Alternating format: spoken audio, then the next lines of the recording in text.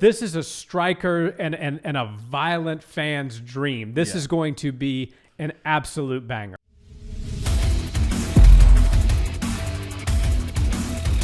What's up, Barnhill family? Welcome back to the channel. Yo.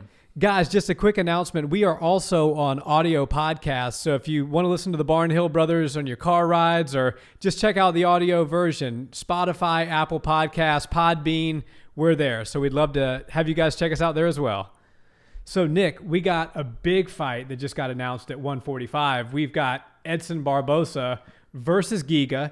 He has had a hard time getting a fight since that KO of Cub Swanson, but this is a striker and a violent fan's dream. This is going to be an absolute banger. Yeah, some of the casuals might not know who these two guys are, but for the diehard fight fans, this is like a godsend. This is an amazing matchup. It's one that we all kind of wanted to see happen after both of their last performances. We're like, man, let's get these two guys together.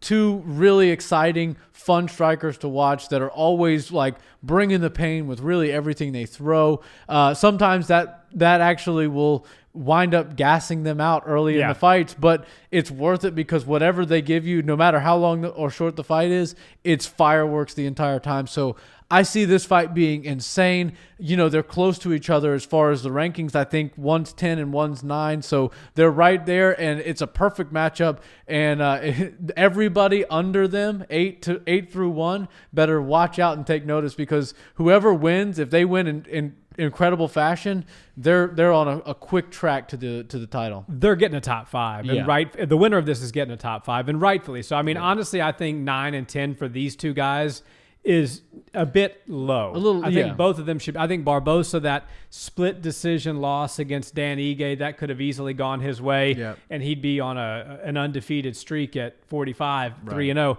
I mean, Edson Barbosa went the distance with Khabib. Albeit he got his ass kicked in that fight for 3 rounds. It was, I think, 30-26 on all 3 judges' scorecards.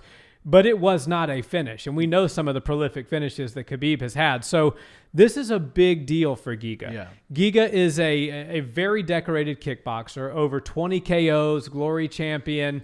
He's on an 8-fight win streak. 6 of those fights have been under the UFC banner. So there's a hell of a lot of steam. Cub Swanson's a legend of the sport. Yeah. He just took Cub Swanson out in quick time. He's with Rafael Cordeiro at King's MMA.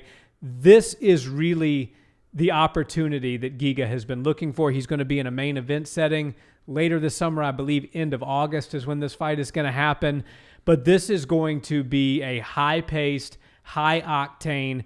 When you say fighting is the hurt business, these two guys embody that. Yeah, I think pound for pound or per capita, nobody kicks as hard as Edson Barbosa. And Giga has proven that he's a very exciting, flashy, fun striker to watch. And if you're one of those people that wants the ref to stand him up or scream, stand him up when you are watching a fight and they wind up on the ground, don't worry because I don't see this fight getting down there very often. If it does, it's a quick scramble and then they're back on their feet, giving you that electrifying striking that you've grown to love.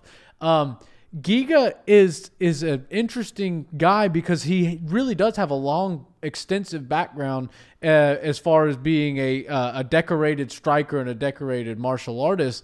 So we kind of like that experiment here in the UFC now, and you've seen it with Jiri Prochazka, and a couple other guys, Rafael Fiziev, Israel Adesanya. Yeah. They come over from either high-level MMA organizations or high-level kickboxing, Muay Thai organizations, and they seem to do really well. A lot of people just chalk it up to, oh, we'll take them on the ground, take them down to the ground, and then hold them there, and you can beat them. But it's easier said than done. Those guys are really hard to get to the ground, and they're working on their full game of grappling and mixed martial arts every day, every training camp. So they're constantly getting better and making it more and more difficult for you. So if you do run into one of those guys, make sure it's early in their MMA or UFC career because they're only going to keep getting better at takedown defense. That's for sure. And you know what's funny here is that Georgia is known for having tremendous wrestlers. They churn out. It's sort of that Eastern European, Russian style. Right. You know, they do very well in wrestling. Yeah. And Brazil is obviously known for grappling. It's known for being the birthplace of Gracie Jiu-Jitsu, Brazilian Jiu-Jitsu.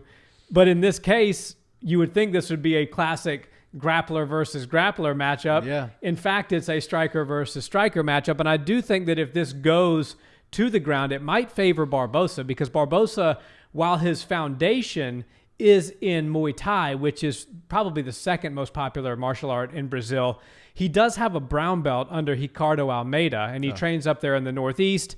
I don't really know what Giga's background as far as belt level or anything. I couldn't find any information prior to this video on his actual grappling pedigree. So I think that what we might see here is, if Barbosa starts to get tagged and if Giga starts to become more precise and hurt Barbosa, we could see, as we saw in the Dustin Poirier-Conor McGregor fight, a surprise takedown. Yeah, you could definitely see that. And, Giga, like you said, Giga's a good wrestler. Or he comes from a wrestling dominant country, and so he's going to have some skills when it comes to the grappling side of fighting. But Edson Barbosa, like you said, is a legit guy. And not only is he really good at jiu-jitsu, Ricardo Almeida is a decorated coach, and he does really well with MMA fighters. But there's a ton of really good wrestlers in that gym that are training with him all the time. So he's probably getting tons of good looks in that realm. And then, that camp also is known for having really good strikers. So he's consistently getting really good grappling, wrestling rounds, and striking and MMA rounds. So I think early predictions, I'm probably gonna go with Edson on this one.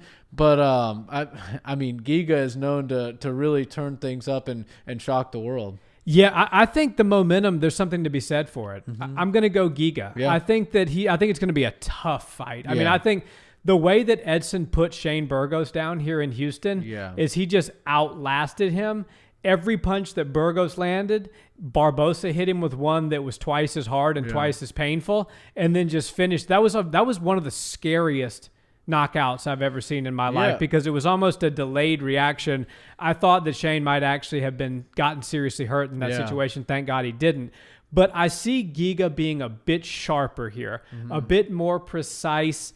I think this is kind of his time. I think he's riding the wave. Yeah. He's at King's MMA, as I said. Rafael Cordero, his team is having a great year this year. Yeah. They just got set back with Vettori, but don't mistake that for the success that they've had in the last year or so. So I think that Giga is going to get this job done, and I think it's going to be a late stoppage or it's going to go decision. But you're not getting Edson out of there early. Yeah, you can't get him out of there early. I do also see it being a late stoppage. If Edson Barbosa brings the boxing in that he fought Shane Burgos with alongside the kicks, and he's probably going to be able to get it done. But if he goes back to kind of the sloppier, super slow boxing that we've seen him in the past, and just really good with the kicks, he's going to tire himself out, and then that's going to wind up getting him caught, because everybody knows that if you go up to a punching bag and start hitting it with just your hands, do some boxing on it, after a few rounds, 2 or 3 rounds, or if you're doing MMA rounds,